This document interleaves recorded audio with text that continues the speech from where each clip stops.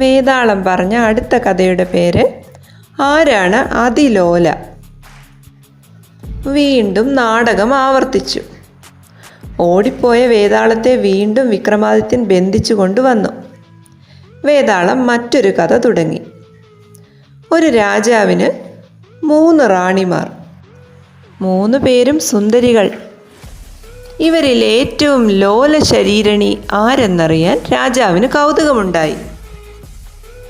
ഒന്നാമത്തെ റാണി ഒരു നാൾ കൊട്ടാരത്തിൻ്റെ മട്ടുപ്പാവിൽ രാജാവിനോടൊത്ത് സ്വൈരസല്ലാപം നടത്തി ഇരിക്കുകയായിരുന്നു. ആകാശത്ത് പൂർണ്ണ ചന്ദ്രൻ. അല്പനേരം നിലാവെളിച്ചത്തിൽ ഇരുന്നപ്പോഴേക്കും റാണിയുടെ ശരീരം തളർന്നു. തോഴിമാർ ഓടി വന്ന് പനിനീർ തളിച്ചു, ചന്ദനം ലേപനം ചെയ്തു. അപ്പോഴേക്കും റാണിയുടെ തളർച്ച മാറി. ചന്ദ്രൻ്റെ പ്രകാശം ഇത്ര തീക്ഷ്ണമോ എന്ന് രാജാവ് ശങ്കിച്ചു. മറ്റൊരു ദിവസം പൂന്തോട്ടത്തിൽ കാറ്റുകൊണ്ടിരുന്ന നേരം രണ്ടാമത്തെ റാണി തളർന്നു വീണു.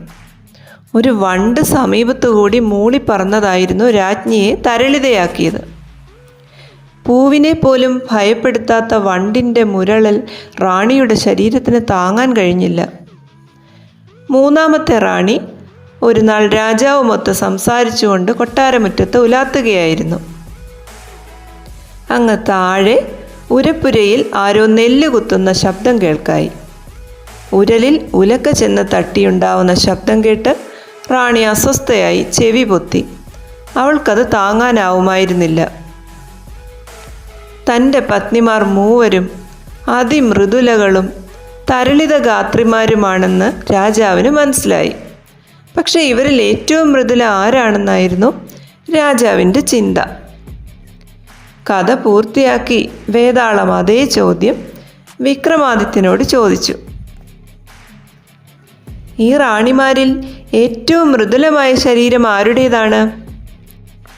ചന്ദ്രകിരണങ്ങൾ ശരീരത്ത് വീഴുന്നതും ചെവിയുടെ അരികിലെത്തി വണ്ടു മൂളുന്നതും അസ്വസ്ഥത ഉണർത്താം.